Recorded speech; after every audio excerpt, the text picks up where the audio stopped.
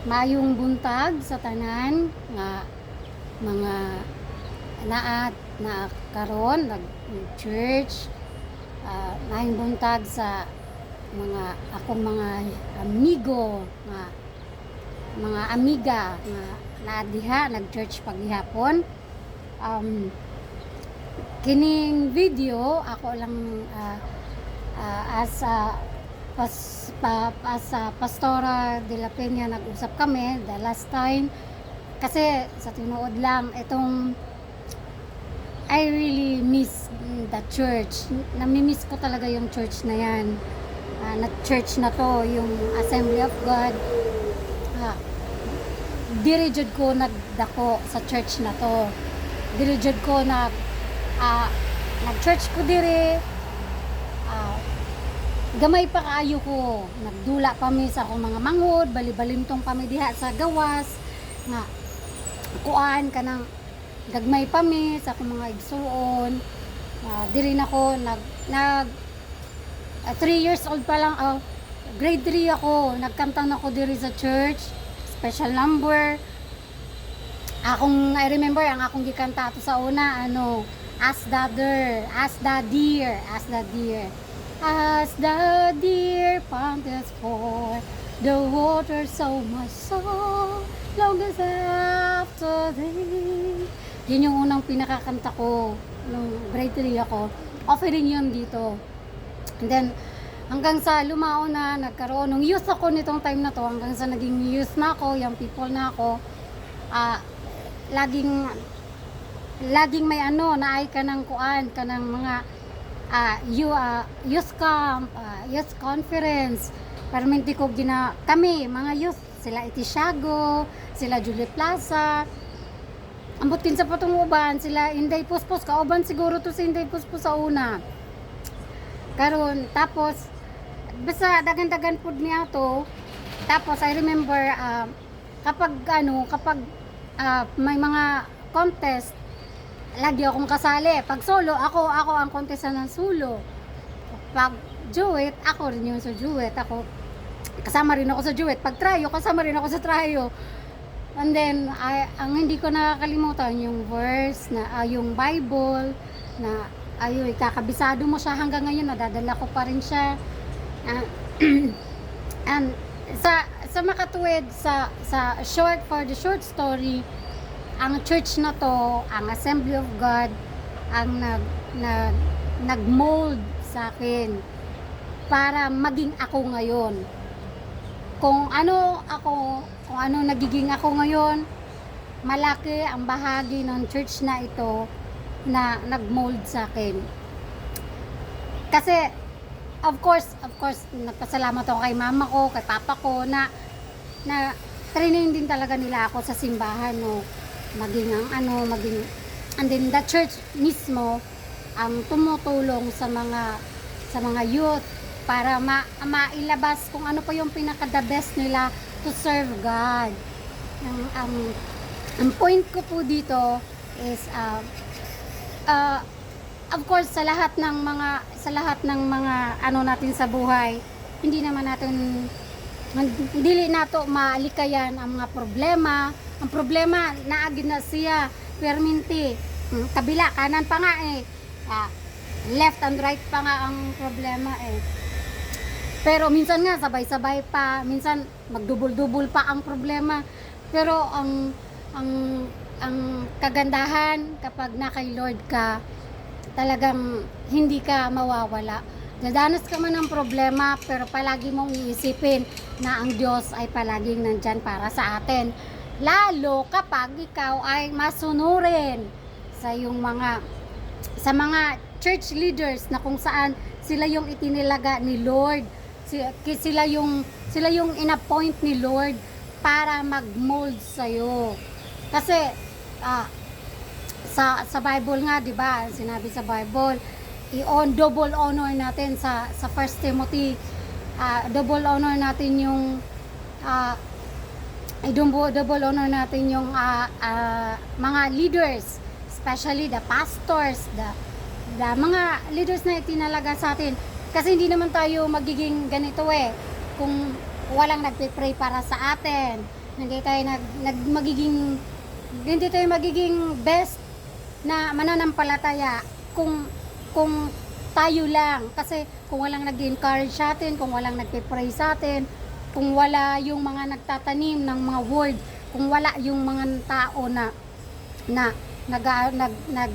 nagkuan sa tuwa og mga words of God, na sila yung nagtatanim sa atin, nagtatanim, and then ikaw mismo na member, ikaw mismo na tao, kapag tinanggap mo yon, ikaw mismo sa sarili mo mag-grow ka. And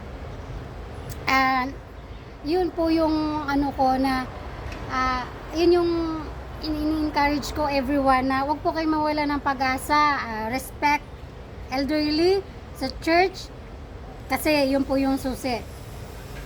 Hindi naman yung ano, pero isa po yan na when you have to obey kung sumunod sa rules ng church, kasi church is isa din yan sa kung saan itinalaga ni Lord, na doon pa lang sa loob ng church malalaman kung marunong kang sumunod, kasi yung heart mo, kung marunong ka mag-obey sa church, marunong ka mag-obey sa leaders, marunong ka sumunod sa imong mga pastora, and then possibility na marunong kang sumunod sa kung ano ang inuutos ng Lord sa'yo.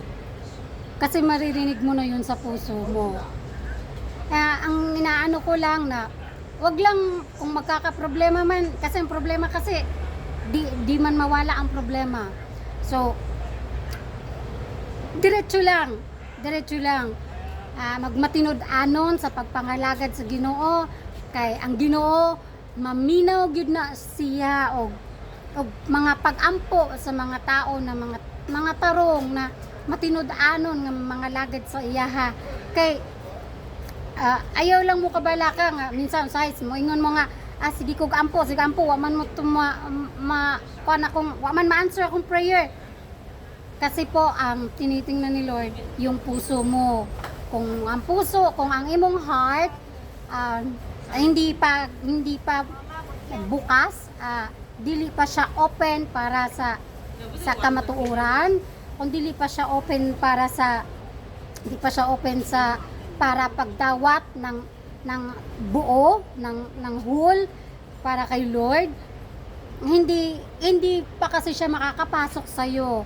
So you have to open your heart to accept God as your Lord and personal Savior, para pag tinanggap mo na si Lord, makakapasok na siya sa buhay mo, makakapasok na siya sa puso mo, and that's it. Gagalaw na siya pusa. And later on, you will ma-realize mo na lang, hindi na ako to, iba ka na. So ganun lang, and the blessings magdire-diretso na. Although hindi naman ganun kung dili man pertika daghan kaayo nga blessing, ang importante nga na dili kulang, na kapag halimbawa paubos na siya, may dadating, kasi hindi hahayaan ni Lord na magutom ang iyang mga anak. Kay ang mga ibon nga, ang mga birds nga, 'di ba? Nabubuhay sila, hindi naman sila nagtatanim, hindi sila kabalo mo tanom, hindi sila kabalo mo harvest, pero nabuhi sila tungod sa grace ni Lord, tungod sa love ni Lord sa ilaha. How much more pa kaha sa atoa na nag-serve ta kay Lord, na gihatag nato ang pinaka best, ang pinaka gwapa, pinaka nindot nimo na pagdaig sa Ginoo, ang pinaka kuanin mo gihatag nimo kay Lord, ang kung yung tanan. So syempre i-supply ni Lord ang lahat, ang tanan nga imong panginahanglan. Ayaw kabalaka, kasi ayaw lang mo kabalaka kung ang atong church karon naghinay-hinay pa siya, na murag usahay maluya ka kay tungod sa imong isig ka tao. Ayaw, diretso lang, kasi ang Ginoo wala magtanaw ang Ginoo sa sa kung ano-ano lang ang gitanaw sa Ginoo imong kasing-kasing.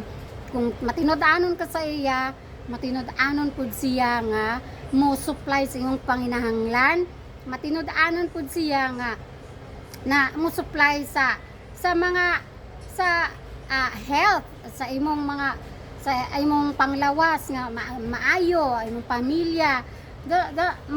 Yan ang pinaka-importante. Ayaw pagduha-duha, ayaw pag-doubt sa pagpangalagad kay sa Lord. Kay lahat ng lahat ng luha, tandaan nyo, lahat ng luha, lahat ng sakripisyo, tanan mga luha, mga sakripisyo, tanan nga pag-BI, tanan nga mga pagdaot, tanan yan nadungog ni Lord sa langit. So ayaw kabala ka, and look what the Lord has done to me. Hindi man ako successful, dili man ko successful, di man ko dato, di man ko mayaman, but bisag ing ani ko I am happy. Makaingon jud ko nga malipayon ako kay wa man ko mangandoy og sobra-sobra. Ang ako lang gipangandoy na malipay ang Ginoo sa ako. Kay kung malipay ang Ginoo sa ako, wala ko'y problemahon bisan gamay. O bisan dili ko man problema kung awayon ko, kung naibiyay-biyay sa ako, di ko man problema. Kay ako man ang ihatag sa Ginoo ang tanan, ihilak na ko na sa Ginoo ang tanan, ang Ginoo na bahala. Kaya ang Ginoo maminaw sa kinasing-kasing na mga pag-ampo. Ang Ginoo nalipay sa mga tao na kinasing-kasing na matinod-anon nga mga lagad sa iyaha. Mauna ang pinaka-importante. Ang ako lang, magmadasigon mo. Ayaw mo kabala ka, magmadasigon mo sa pagpangalagad sa Ginoo. Invite kung naamoy amigo, mag-invite para mo sa church para managhanta kay ang kalipay sa Ginoo na kapag magdala ka ng kaluluwa ng soul sa kingdom niya, yun doon mo siya makukuha mo yung puso niya kapag ma-invite na isang soul, na isang kaluluwa. Invite lang mga silingan nato, dalo nato sila. O kung dili sila mo sunod, i-invite na to otro, hinay-hinay lang, maka-invite ra gyud ta kadugayan kay para kapag makadala ka sa Ginoo og isa, makaluwas ka og isa ka kalag, napakalaking yan kay Lord. Sobrang happy si Lord niyan sa langit. Pati yung mga angels niyan sa langit, tuwang-tuwa. Kaya yun po yung masabi ko, magligoon sa pagpangalagad sa Ginoo. Kaya ang Ginoo gyud maura gyud atong source sa tanan. Siya ang tinubdan sa tanan, sa panalapi, sa maayong panglawas, sa maayong panghunahuna, sa maayo tanan in all aspects of your life. God is the source. Si Lord lang ang lahat. Kay kung bawion na ni Lord sa imo ang imong kinabuhi, wala na tayong mahimo. Di na po ka makaserve sa iya. Di na ka makakanta, di na ka tanan, di na ka makaampo, di na ka makapagdaig. Kay wala naman ka. So samtang buhay pa ta, ihatag na to ang best. Mag-invite ta para sa church, para managhan ta, and i-pray na to, i-support na to ang atong pastor. Dili na to, i-support na to si pastora. Kay mao sila ang in-appoint ni Lord para mag-guide sa atin. Hindi natin alam yung mga sakripisyo nila. Kasi yung mga pastor, mga pastora, tao din sila na masakitan, mahiubos, sasaktan din sila, nagdaramdam, pero di nila yun pwede i-share sa ato. Sinasarili nila yun at kay Lord. Kaya kailangan din natin irespeto ang mga pastor and pastora. Sumunod po tayo, and God, i-align niya lahat ng mga pangangailangan nyo. Huwag po kayo mag-alala dahil kapag I am praying po na kung I am praying na God will supply po, and I'm praying, nagampo ko nga tagaan ko sa Ginoo og dugang na panalangin o pang maka-extend ko og tabang sa inyong church, sa church nato.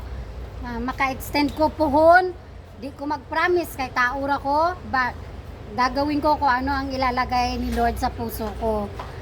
Kung unsa ibutang ni Lord sa akong kasing-kasing buhaton ako, kay maupoy akong kalipay. Kung kalipay po, syempre ni Lord. Ang akong kalipay, ang malipay si Lord. Mao na, kung unsa niya ibutang sa akong kasing-kasing, mauy akong buhaton.